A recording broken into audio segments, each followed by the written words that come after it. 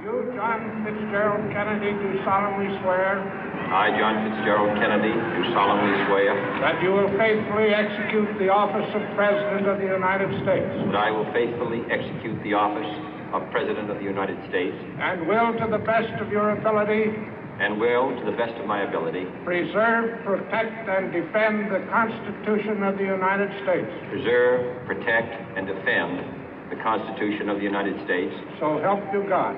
So help me God.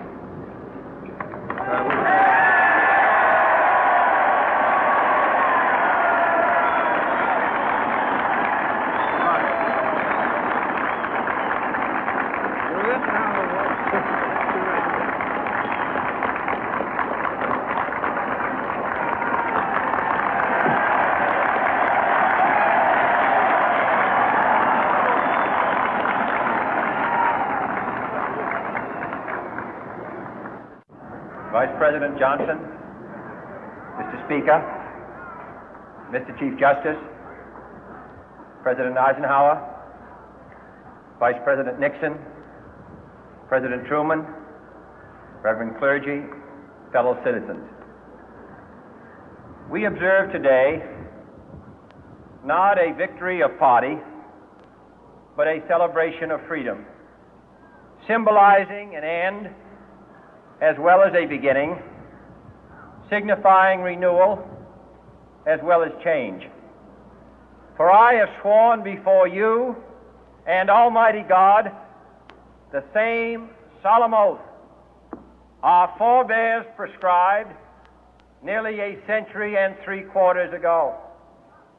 The world is very different now, for man holds in his mortal hands the power to abolish all forms of human poverty and all forms of human life.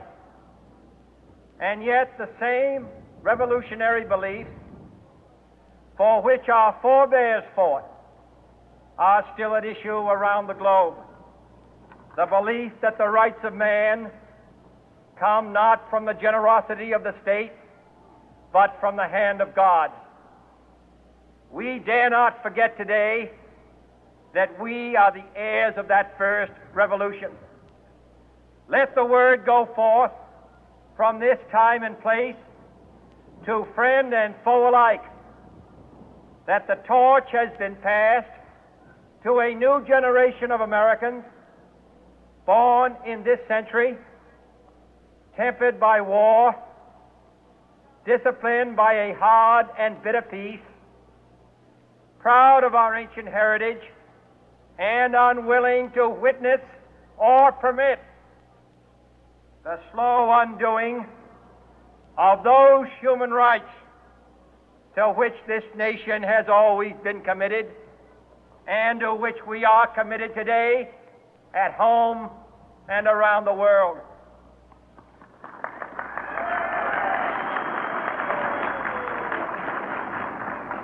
Let every nation know, whether it wishes us well or ill, that we shall pay any price, bear any burden, meet any hardship, support any friend, oppose any foe to assure the survival and the success of liberty.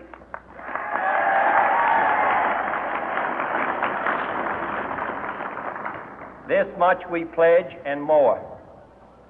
To those old allies whose cultural and spiritual origins we share, we pledge the loyalty of faithful friends.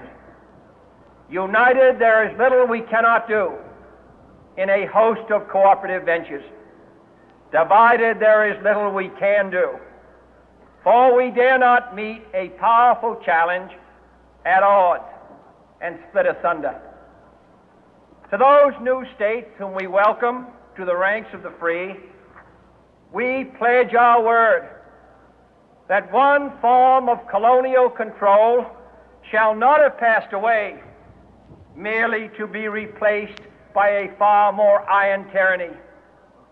We shall not always expect to find them supporting our view, but we shall always hope to find them strongly supporting their own freedom, and to remember that in the past, those who foolishly sought power by riding the back of the tiger ended up inside.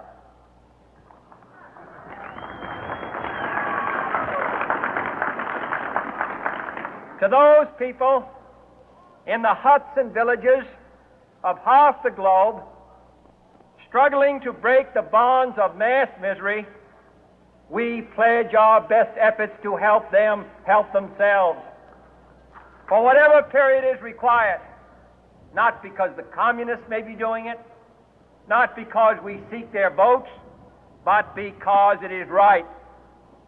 If a free society cannot help the many who are poor, it cannot save the few who are rich.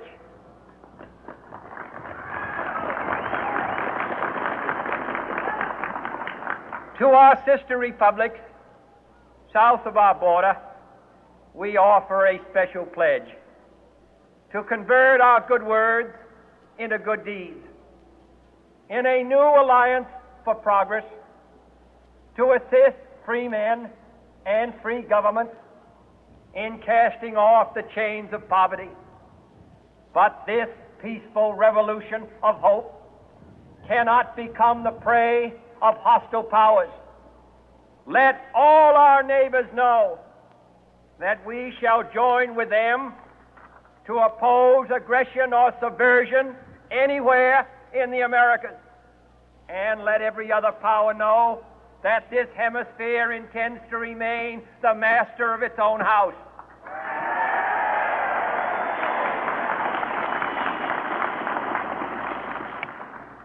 To that World Assembly of Sovereign States, the United Nations, our last best hope, in an age where the instruments of war have far outpaced the instruments of peace, we renew our pledge of support to prevent it from becoming merely a forum for invective, to strengthen its shield of the new and the weak, and to enlarge the area in which its writ may run.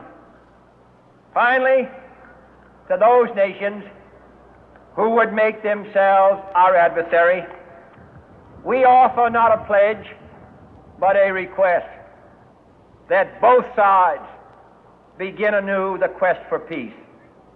Before the dark powers of destruction, unleashed by science, engulf all humanity in planned or accidental self-destruction, we dare not tempt them with weakness, for only when our arms are sufficient beyond doubt can we be certain beyond doubt that they will never be employed.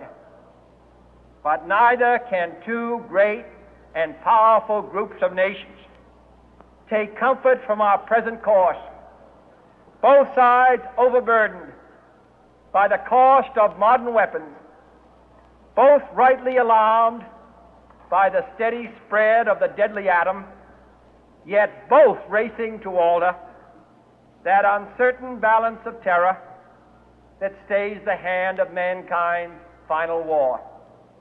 So let us begin anew, remembering on both sides that civility is not a sign of weakness, and sincerity is always subject to proof. Let us never negotiate out of fear, but let us never fear to negotiate.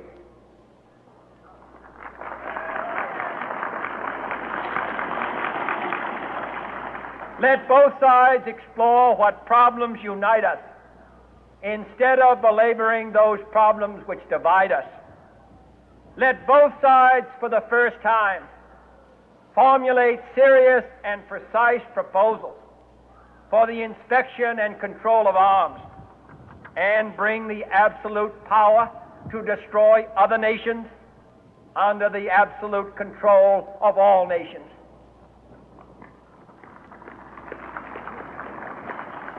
Let both sides seek to invoke the wonders of science instead of its terrors. Together, let us explore the stars, conquer the deserts, eradicate disease, tap the ocean depth, and encourage the arts and commerce. Let both sides unite to heed